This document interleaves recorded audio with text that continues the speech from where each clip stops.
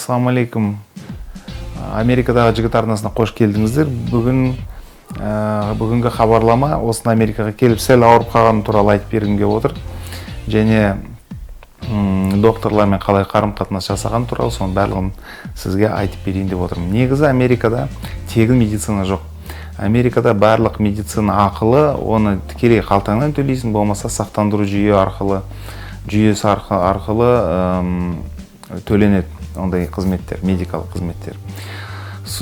Дәрілерді де, мысалы үшін, сақтандыру жағынан сатып алуға болады, болмаса тікелей барып, жаңағыдай дәріханадан ақшаңызға сатып аласыздар. Мәселе қалай болды? Негізі Америкаға көшпей тұрғанда мен бүкіл тісімді жасатып, жаңағыдай денсаулығыма қарап, бүйрегімді, бауырымды, қанымды бәрін тексергем. Сонда бүйрегімді тексерген кезде айтқан бір сәл-сәл бір құм бар деген, өйткені 46-ға келген әрбір адамда сонда құм болады деген, бірақ тас жоқ деп айтып еді. Сөйтіп осында келгеннен кейін мен негізі наурыз айының басында 3-ші жұлдызында келгем, осы жылы 2020 жылы семьямен бірге. Сөйтіп Лос-Анджелес қаласына келдік та, сөйтіп өмір сүре бастадық. Яғни үй іздедік, үйттік, бүйттік, сөйтіп анау-мынау деп жүргенше 45 күннің ішінде жергілікті суын ішіп жүргем.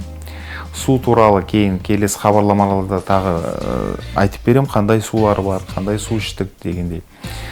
Бірақ ішіп жүрген судың сапасы жақсы болды білем, өйткені кейін Еркінбек Жакенович дейтін бір досым және өз дәрігерім бар Алматыда, өте мықты терапевт. Сол кісі айтқан, бұл су жақсы болғаннан кейін жаңағыдай сондай ауру пайда болды деп айтқан. Негізі қандай ауру деп сұрасаңыз, сөйтсем менің бүйрегімде тас бар екен. Тастың үлкендігі 6 мм болды. Сол тас бүйрегімнен шығып, сөйтіп былай айтқанда әбден сол тас менен шыққанша жол жөнекей бүкіл жолдарын жырып, ауыртып, сондай болып шығады екен сол тас. Неден басталды? Мен күнде кешке 1 сағаттай жүгірмесем де әйтеуір бір жүруге жаңағыдай тырысам. Тек үйде отырып қимылдамай отырған болмайды. Сөйтіп бір күні серуендеп жүрген кезде дәретханаға қыштады. Сөйтіп қыштағаннан кейін барсам, кіші дәретке сөйтсем, көп қан шықты, шошып кеттім. Негізі қан деп ойлаған жоқпын, әшейін шығар деп ойлағам. Кейін екінші рет барған кезде өте одан да көп қан шықты. Сөйтіп дәрігеріме звондадым, осылай, жаңағыдай Еркінбек Жакенович деген дәрігерім бар. Сөйтіп ол Алматыда, ол кісі осындай болып жатыр. Сөйтіп ол кісі айтты, ол колик деп айтады. Мүмкін тас жылжыған сияқты, УЗИ түсіру керек деді. Сөйтіп жарайды, мен шыдай тұрайын дедім де, сөйтіп шыдап отыра бердім үйде. Кетанол сияқты бір сондай дәрі іш деді, ауырған сәл азайтатын. Сөйтіп сол кетанолды ішіп шыдап отырған, бірақ 1-2 күннен кейін қоймады, жаңағыдай қайта ауырды. Сөйтіп амал жоқ, дәрігер іздеуге тура келді. Сөйтіп мына жақта ауруханалар бар кәдімгідей, бірақ ауруханаға барсаң, олар бірден сақтандыру полисін сұрайды жаңағыдай. Сақтандыру полис жоқ. Негізі осы үйді маған жалға берген армян кісі Варшам дейтін, негізі Совет өкіметіне өскен, бірақ 20 жылдай осы Лос-Анджелесте тұрып жатқан кісі, осы үйді маған жалға берген. Соған звондадым, хабарласып айттым, осындай болады десем айтады, медикал дейтін бір сақтандыру, сендер сияқты жаңадан келгендерге, болмаса сондай полисі жоқ адамдарға арналған бағдарлама, соған мемлекеттік бағдарлама, соған ұсын өзіңді, сөйтіп сол полис арқылы осындай төтенше жағдай болса, тегін сені емдеп береді. Сөйтіп мен оны түнімен бүйрегім ауырып жатқан кезде соны толтырып, сол формаларын, сөйтіп келесі күні аурухана іздей бастадым. Сөйтсем оларда emergency care дейтін поликлиника секілді бір сондай мекемелер бар екен. Сол жаққа бардым да $154 ма, $124 төледім бе, сөйтіп зәрімді неге анализге тапсырдым. Анализге тапсырып, айтты, бұлай сыртынан қан көрінбесе де, зәріңізде бірақ ішінде қан бар екен көрсетіліп тұр. Сөйтіп жаңағыдай наркотигі бар, ауырғанды жаңағыдай басатын дәрі берейік деді. Мен жоқ, керек емес, кетанол бар дедім. Сөйтіп үйге қайтып кеттім. Күте тұр деді, 1-2 күнде сол тас шығу керек деді. Сөйтіп ана зәріңді сүзіп отыр, ішінен тас шыққанын көресің деді. Жарайды дедім. Бірақ 3 күнде өте жаман жағдай, аурулар пайда болды. Жаңағыдай шыдай алмаймын, сөйлей алмаймын, демала алмаймын. Түнгі 3-тен 4-те басталады, жаңағыдай күндіз түске дейін жаман қиналдым. сөйтіп амал жоқ ауруханаға бардым, аурухана УЗИ жасау керек деп, сөйтіп бір Хенри Мэйо дейтін мына жақта Санта-Кларита қаласында бір аурухана бар, соған барып едім. Олар айтты, МРТ жасаймыз деді, МРТ жасаймыз, жаңағыдай зәрімді қайттан тамырдан қан алды. Сөйтіп сол анализдер жасап, сөйтіп МРТ-ға жіберді. УЗИ емес, МРТ, кәдімгі компьютерлік томография жасады. Сөйтіп айтты, тас жылжып жатыр, кәдімгідей 60%-дай жолын жүріп болған, төменге түсті. Үлкендігі 4 мм деді ме, біреулер кейін 6 мм екенін түсіндім ғой, өйткені ол тас шыққаннан кейін ғана өлшедім. Сөйтіп сол кезде сондай деді, сөйтіп қайттан олар жаңағыдай наркотигі бар, жаңағыдай ауруды басатын дәрі береміз деді, жоқ оны берсеңіз беріңіз дедім. Бірақ оны сатып алуым керек болды. 5-ақ жаңағыдай 5 данасын жазды рецептіге. Мына жақта, мысалы үшін, біз рецептсіз сатып алар емес ғой, мысалы үшін,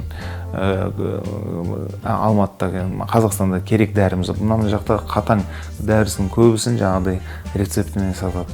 Сөйтіп тағы спазмолитик, яғни спазмына тамырларды тарылғанды кеңейтетін дәрі керек деді маған.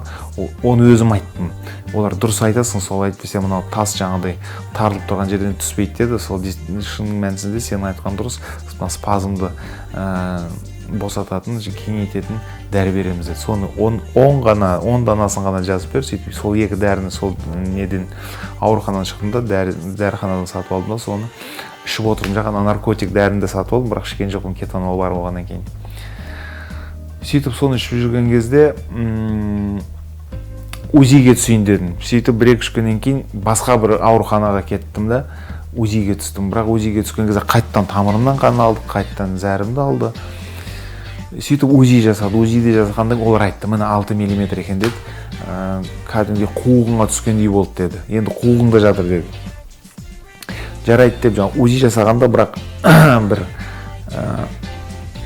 бір қатты басады ғой жаңағыдай.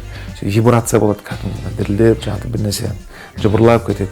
Сол себеп болды ма әйтеуір, сол күні кешке сол тас шықты менен. Сөйтіп ауырған бәрі басылды да.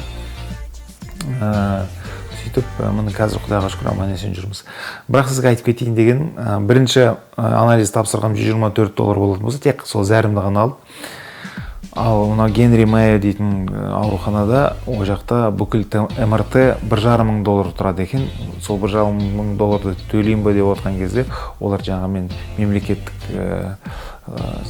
орысша страховка дейді, сақтандыру медикалға мен документімді тапсырғам, соны көріңіз деген кезде жарайды, осындай төтенше жағдайды соған жаба саламыз деді. Сөйтіп соған жабыстыра салып жаңа $1,500 мен төлеген жоқпын. Сөйтіп Құдай сақтады. Ал үшінші жаңағыдай Olive View дейтін ауруханаға бардым, УЗИге түсірген кезде. Олар жаңағыдай сол сақтандыруға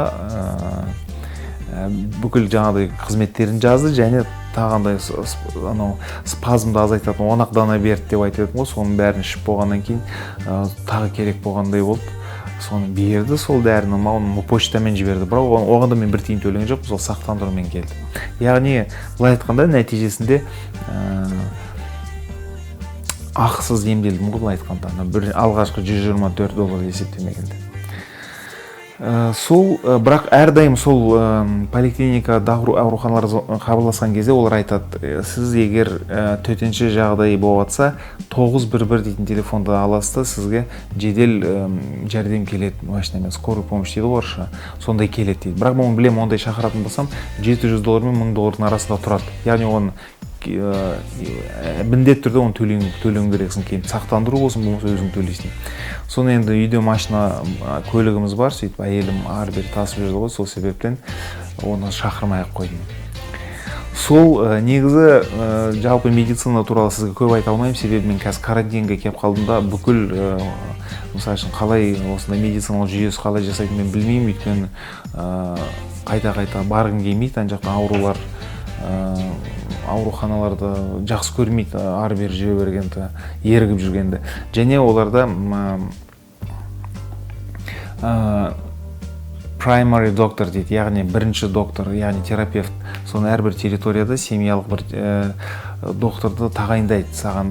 Сол доктор, ол да бір сақтандыру полиске жазылу керек. Енді мына сақтандыру полиске ұсындым ғой, яғни соған заявка жібердім.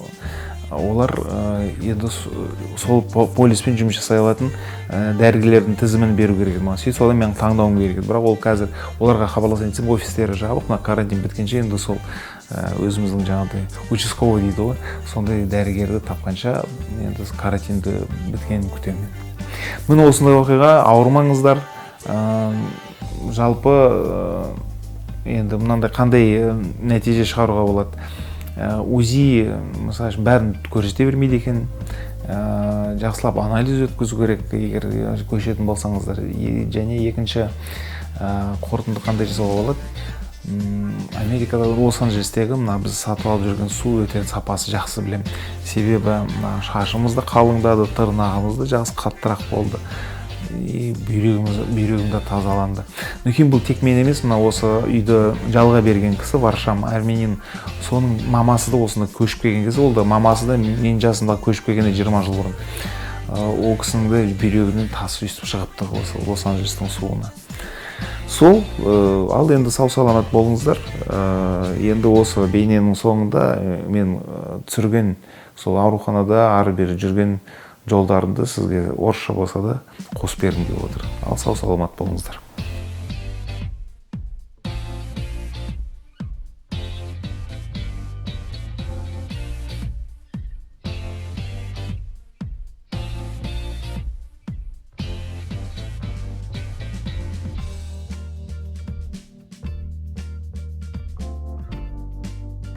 Всем салам, как дела у вас? Ассаламалейкум ағайын, қалайсыздар? Мынау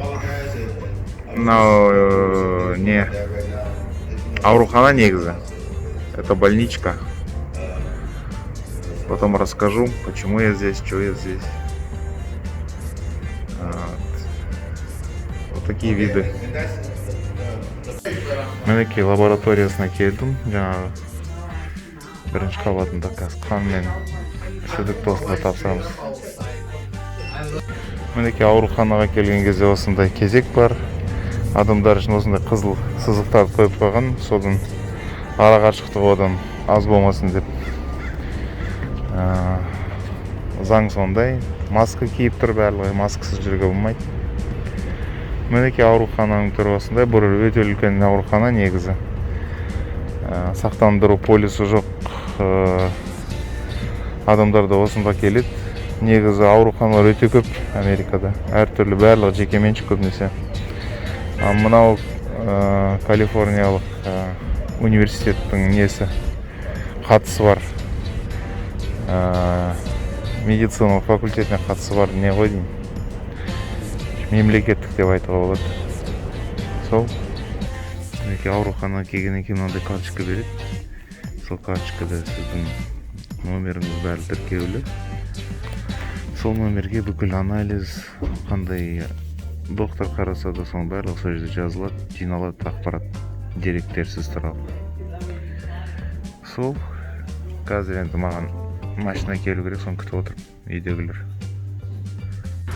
Olive View Medical Center деген аурухананың ғимараты.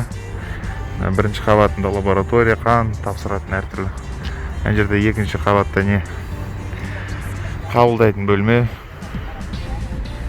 Мына тұрақтары осында келіп